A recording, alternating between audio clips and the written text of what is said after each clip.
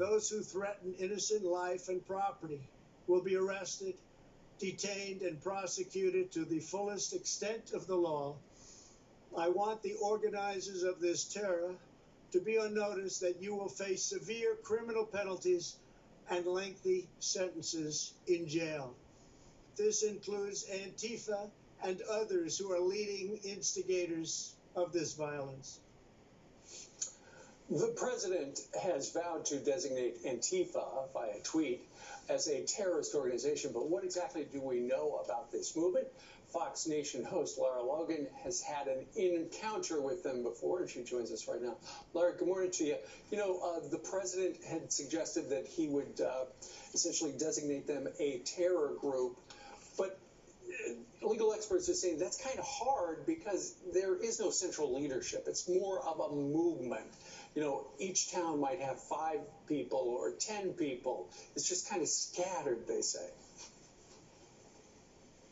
Yeah, it is scattered, and that's by design because it's a massive network that spreads, you know, all across the U.S. and across the world. Actually, it's a global movement, and that's not my words, that's their words, right?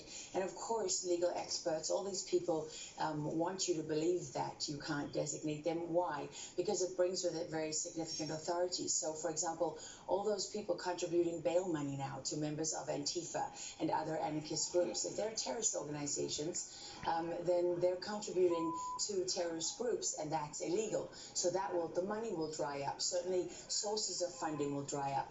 Why do they move across state lines to go and commit crimes? Well, they do it because then they get in their cars or get on the planes and they go back to where they came from, and you can't get them. Well, you can if they're designated as terrorists. So this is a very significant designation, and it shuts down many of their authorities. And when you hear people coming at you about that, whether they know it or not, they're just contributing to the propaganda. And Steve, I can tell you the propaganda is in overdrive right now on the Antifa websites and through their network of people on different social media forums, and even in the New York Times today, quite astonishing.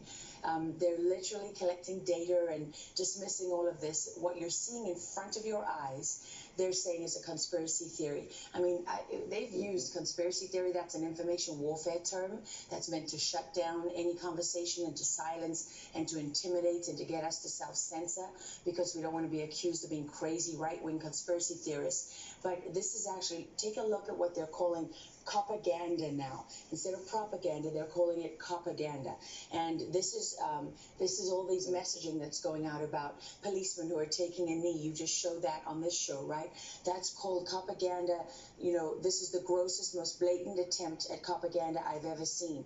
Anyone hugging and kneeling with him is a fool or is doing counterinsurgency. What do we know already from what we've seen over the last few years? Just ask intelligence people, law enforcement. They use the tactics that they accuse you of. So this is their insurgency, right? Mm-hmm. This is their propaganda. And if anyone is in any doubt about what this is really, where this is going, go to their information. I always believe in going to the source, right? Don't take my word for it. You can go to the source too. Right. Have a look at the revolutionary abolitionist movement. What do they want to do here? Liberation is by any means necessary. They're going to destroy the state, police, military, corporations, all who run what they call the American plantation. They'll live in a dignity in a world without prisons. Systems of punishment will be abolished. There'll be no law and no money to protect. So property, they say, is alive. It doesn't belong to anyone.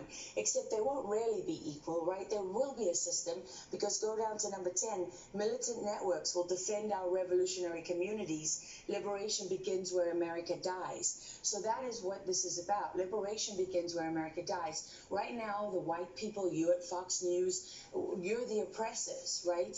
And this is all about justice for black people and underprivileged communities and the poor. But a few steps down, anyone who owns land is the oppressed. And a few more steps down, anyone with a successful business. And a few more steps down is, do you have a bigger,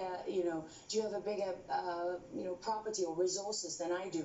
And every step along the way, we all become the oppressors. And what they want when they say say abolish the police and the army and everything. They want to get rid of all black policemen, black soldiers. It's not just about race. They want us to believe we're divided. They want it to be about Republican, Democrat, but it's not. And every single thing you're seeing is to incite a response, to incite white people, for example, to take up their guns and say, I'm going to defend my homes, and to incite the police to act, to incite the National Guard soldier to pull the trigger and give them exactly what they want, which is an excuse to get rid of this president, to get rid of this administration, and ultimately, liberation begins where America dies. That's what they want. That's in their words. It's not a conspiracy theory. The New York Times should be ashamed of itself for printing such blatant propaganda. Go to their websites. Either you didn't do your job or you're on someone else's team, but you're not serving the Constitution of the United States, because that document is ultimately what it's all about. That's what stands between America now, today, as Americans have known it all their lives, and this world, where America has to die in order for their world to exist. Lara Logan joining us. She knows a lot about Antifa. She's covered this for Fox Nation. Lara, thank you very much. Thank you.